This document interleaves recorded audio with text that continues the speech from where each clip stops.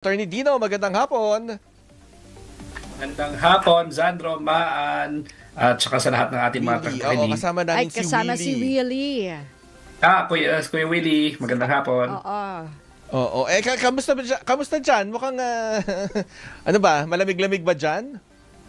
Malamig, nagkasakit nga ako nung siguro dahil sa pagod din sa biyahe, hindi rin nakapag-adjust, nag-celebrate ng Thanksgiving kasama yung mga kaibigan. Pero ngayon medyo okay na kaya oo na ulit sa inyo at saka natatakot ako kay Zandro pag nag-imbita, baka sabihin, pagalitan ako pagbalik ko. Saan ba siya ngayon? Sa Bukas, Portugal din? Portugal? Bukas, Malamig doon.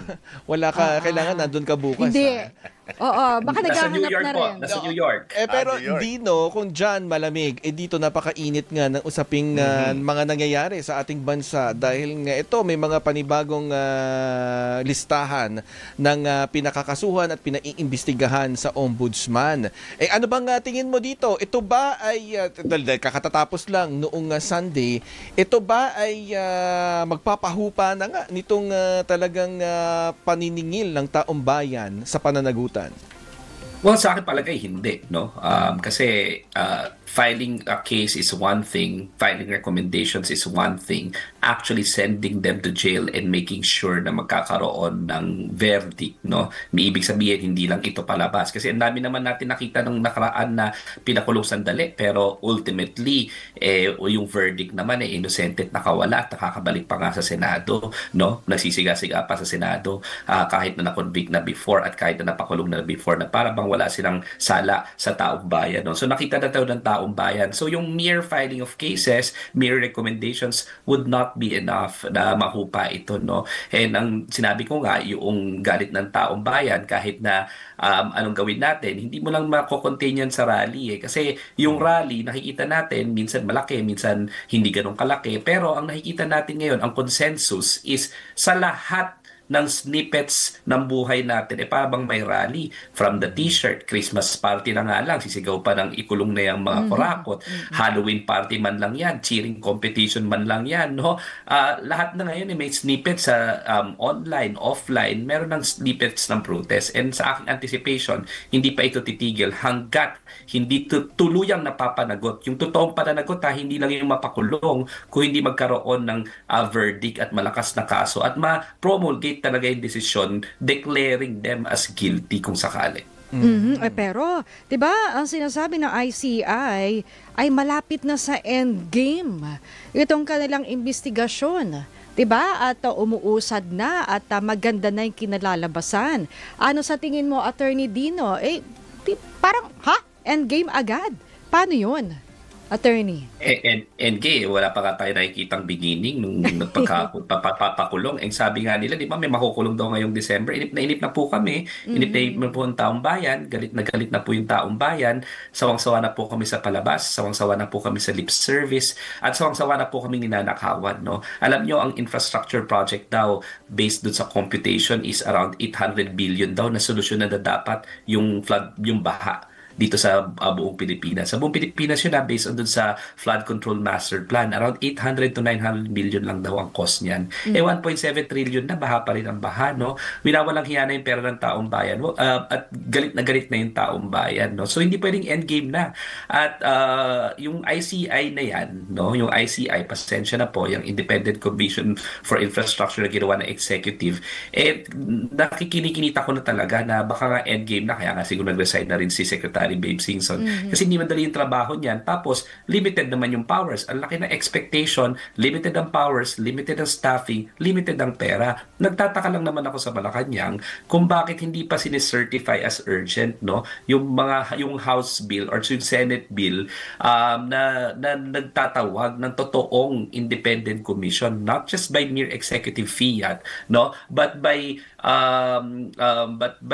legislation, no? Yun ang pinagtataka ko na bakit hindi pa sinicertify as urgent yan ni Pangulong Marcos, no? Nag-aantay ka ako dyan ng resulta and baka dahil nakikita na rin natin na nag-resign tong si Secretary Babe Singson, baka this is the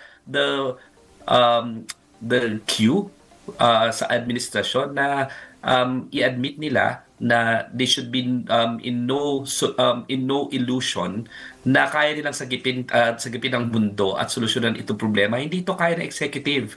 Hindi ito kaya ng ehekutibo lang at ng presidente lang. Dapat ito whole of government approach. Kasama dyan ang judiciary, kasama dyan ang legislative, at napaka-importante na magkaroon na nitong Independent People's Commission, no? Meron naman yung version si Senator Kiko Pangilinan, Senate Bill number 1215 nga, no? I-certified as urgent at kunin na queue ng Pangulo ito na hindi ito kaya ng executive alone. Oo, pero Attorney Dino, no, ang akin lang, halimbawa nahihirapan si Sec Babes na doon sa gawain ng ICI, dahil dinadahilan niya, 'di ba, yung kanyang pangangatawan, kalusugan o edad. Ang akin lang, kasi sayang yung kanyang kaalaman sa DPWH dahil dati nga niyang hinawakan yun ng ahensya. Kumbaga bigyan na lang siya. Kumbaga kung ako liligawan ko siya na huwag ka namang umalis, pero bigyan ka na lang namin dahil ng mas magaang-gaang na trabaho. Alam mo yun? Yung tipong ikaw na lang mag-analyze ng dokumento nang hindi ka nagre-resign. Kasi sayang din pero naman. iba kasi yung commissioner no? Kasi yung sinasabi mong yan, I agree with you na kawalan to si Secretary Babes. Pero kaya yung gawin ng consultant Yung commissioner kasi ang expectation sa kanya, siya yung magpe-preside. Nandoon siya during the hearings. Kasi alam mo kung bakit siya pipirma ng recommendation In other words, hindi yun pwede na hindi mo makita first hand kung ano yung mga ebidensya tapos ikaw ang pipirma ng recommendation. No? So hindi lang ito yung parang merely as a consultant, ito ang aking technical expertise. Bagkus, pag member ka ng commission, ikaw dapat ang nangunguna nung nag-a-add tatanong ng mga questions. Ikaw dapat ang nag-uusisa at ng mga ebidensya. No? Kaya nga ang sabi ko, importante rin na may capability to appreciate evidence yung mga members ng commission. Everyone else can be a consultant. No? I can be a consultant, engineers can be consultants, accountants can be consultants, finance people can be consultants, pero yung commissioners, sila mismo dapat yung nagpe-preside at nag-uusisa rin itong mga ebidensya na ito no? And malaki talagang trabaho yun. So kung hindi na kaya ng pangatawan ni Secretary Babe Singson, baka naman dahil kulang siya sa manpower, baka naman talagang marami namang magagaling, so baka naman kailangan ng i-replace rin si Secretary Babe Singson. Pero para sa akin, kung magre-replace tayo,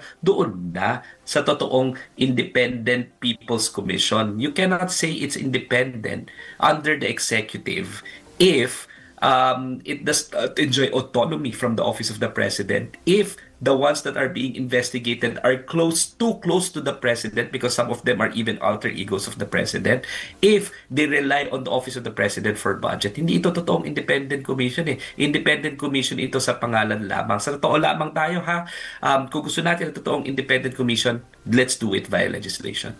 Attorney Dino, balikan ko lang yung binanggit mo kanina na pinagsasawaan na ng tao yung proseso na nag-file na ng kaso pero ang gusto na ng tao resulta Anong nakikita mo dito sa itong pina-file na kaso ngayon? Hindi kaya matulad lang din ito doon sa mga pinagsasawaan na rin ng ating mga kababayan na napakatagal na proseso pagdating sa korte? Kuya Willie, sa akin din, no?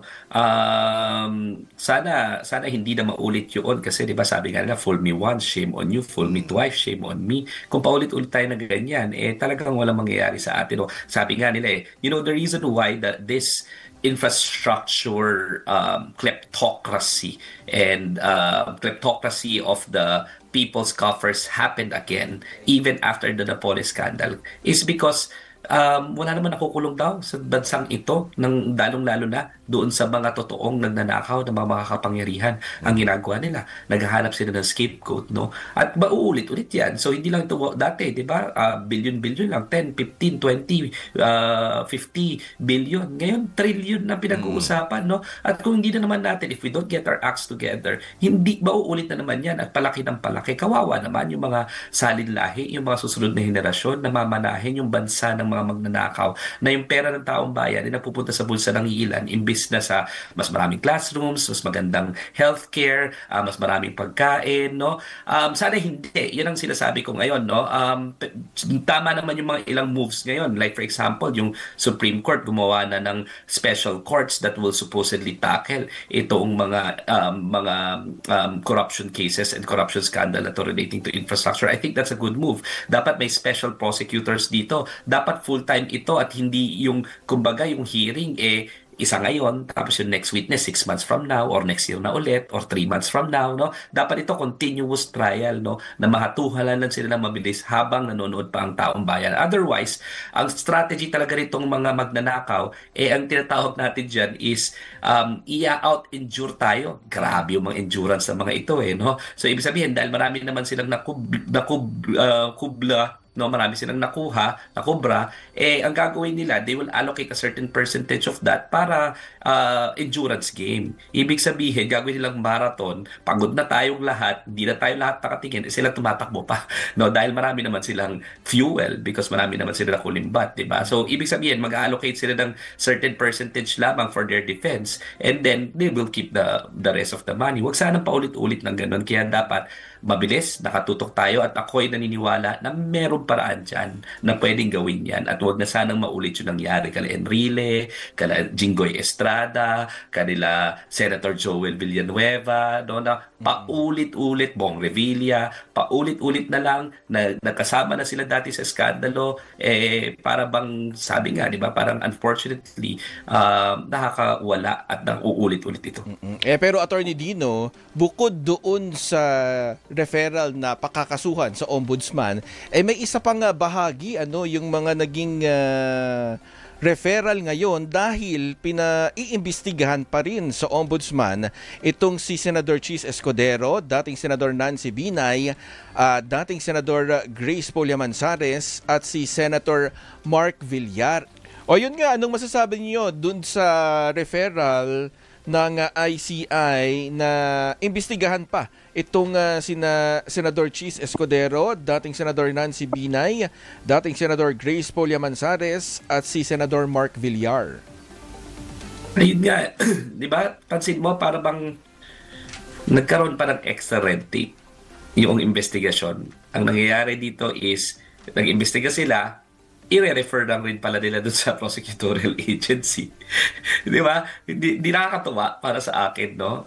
Tsaka kung ganon, bakit di na lang tayo dumiretso dun sa agency na may prosecutorial powers or bakit di na lang bigyan ng yung ICI ng powers to prosecute, no? Yun lang talaga yung main comment ko dyan. Nagkakaroon ng superfluity tapos tumatagal palalo yung proseso, nababury palalo yung evidence, nakakalkal palalo yung mga witnesses, napapatahimik pa sila lalo, no? Dapat tumabilis, kumilis yung estado, no? And ito, may resignation na naman. Kung may resignation ng commissioner, babagal na naman yan. Tatagal na naman yan. Hopefully, wake-up call sa executive kay Pangulong Marcos. Dapat talaga, para sa akin, mas certify na itong batas or yung bill proposing a truly independent commission. Pero maiba din tayo dahil nga, Attorney Dino, dito naman sa Kamara kahapon ay nung isang araw, kailan ba yun yung naging pagpapasya na suspindihin ng 60 days itong si Cavite Representative Kiko Barzaga? Parang kahapon. The other day, kahapon yung 24 hours. Ano ba ngayon? Merkules? Monday. So Monday. Nung Monday, ano pong masasabi ninyo na yun nga, may ganong klaseng eksena pa sa Kamara? Well, tama naman, no? Hindi pwedeng puro antics, hindi pwedeng bastos, lalo na yung mga nire-refer na tweet doon at saka mga posting doon, medyo bastos sa mga kababaihan, no? Sa akin, tama lang na madisiplina yung member of Congress, yung mga miyembro ng Kongreso ng sarili nila. Having said that, gusto ko rin sabihin na yung sinasabi ng ilang congressman, kasama na dyan si Congressman Leviste, na mahiya naman daw bakit nididisiplina yung ibang member of House of Representatives, hindi yan mutually exclusive, no? So, ibig sabihin, dapat ang sinabi niya, okay, disiplinahin si Kiko, pero disiplinahin rin natin yung iba. Hindi pwedeng ang vote niya, no? Kung para sa kanya naman pala pagdidisiplina, he has to explain itong boto ni Leviste at nung 5 pa, no? Why they think Barzaga does not deserve to be punished despite the fact na specific yung mga accusations sa kanya at meron talaga yung mga tweets na talagang disparaging women doon sa kanyang mga sa pag-tweet, no? So kung each one of that, do they condemn that? Do they condone that? O joke lang rin sa kanila. Yun lang naman yun eh. Hindi yung i-divert pa nila yung topic sa iba. Kung gusto nilang sabihin na disiplinahin yung iba, didisiplinahin rin yung iba. That's not mutually exclusive. It's just that in this particular instance, ang pinag-uusapan si Barzaga. Ano? So, yun lang. Yun yung komento ko dyan. Tama lang, madisiplina yung mga congressman. Meron din dapat limitations yung kanilang mga pinagsasabi at yung kanilang mga attitude. No? So, I salute the House for taking action against Congressman Barzaga. But I echo yung panawagan ng ilang congressman na sana disiplinahin rin nila yung mga mas walang hiya pa dyan. At marami pang walang mas hiya. Marami din dyan na mga walang hiya, no, na kailangan disiplinahin, lalo na yung mga may akusasyon ng korupsyon.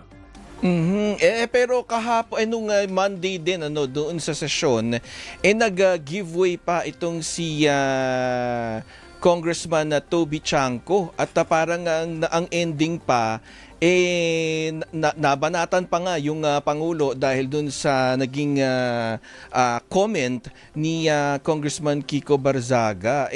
Ano ba sa tingin nyo yung ganitong mga eksena?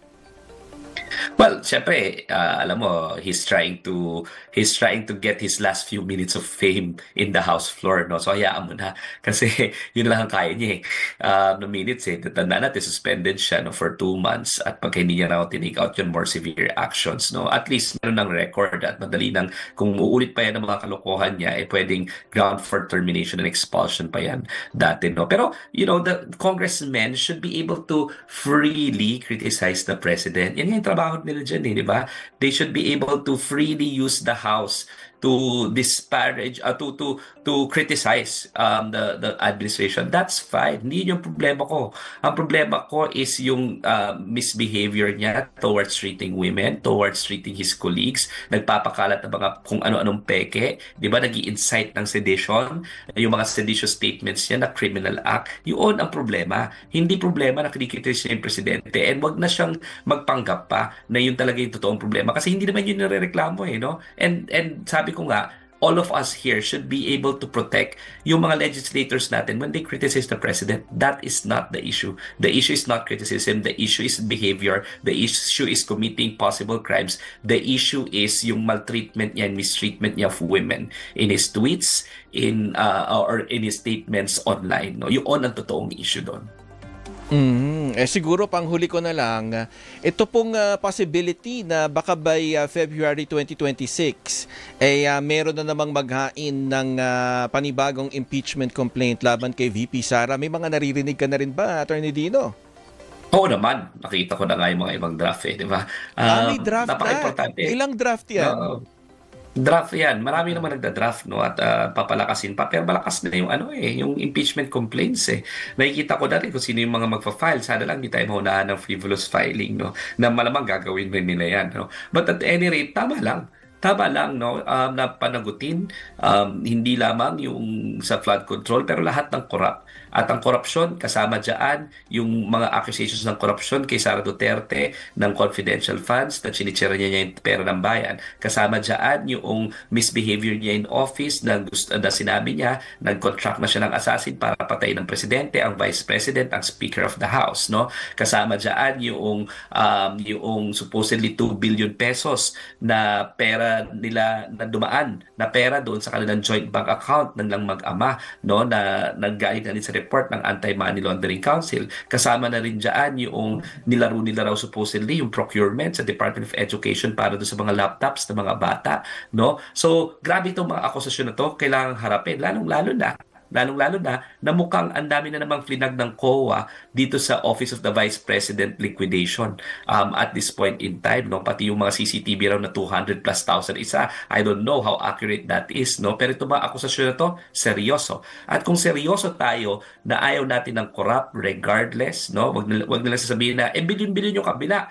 Sino ba nagsasabing wag tugisin yung mga nagnakaw doon sa infrastructure project. Tugisin yon, pero tugisin rin yung nagchichichirya ng pera ng bayan, yung supposedly gumagamit ng 125 million in 11 days. Kasama yun na corruption, di ba? Ang dami na napagawa supposedly na classroom, napagaling ng mga tao sa ospital at mga napadalang mga gamot, no? Ang dami nang pwedeng magawa ng mga perang yun na kung pinapabayaan natin just because idolo natin yung tao, mali naman yata yun, no? So kung totoong anti-corruption tayo, from all kinds of corruption must be fought, no, including yung corruption dito sa confidential funds as supposedly architected, orchestrated and committed by no less than Vice President Sara Duterte. All right, sige, maraming salamat. Kuya Willie, baka may tanong pa kayo. Okay, sige, maraming salamat, Attorney Dino De Leon. Salamat ulit, magandang hapon.